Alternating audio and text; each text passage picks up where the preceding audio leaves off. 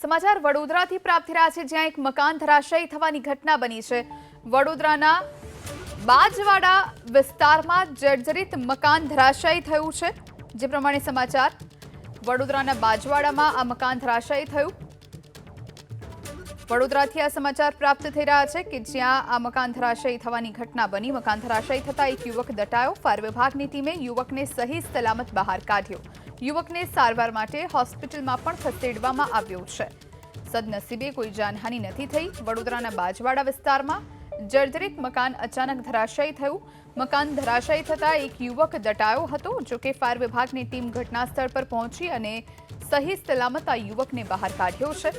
યુવકને સારવાર માટે હોસ્પિટલ લઈ જવામાં આવ્યો છે। તો યુવકની સારવાર ચાલી રહી છે। આ મકાન કઈ રીતે ધરાશાયી થયું તે જાણી શકાયું નથી, પરંતુ જર્જરિત હતું વર્ષોથી અને એના જ કારણે આ મકાન ગમે ત્યારે પડે તેવી પરિસ્થિતિમાં હતું।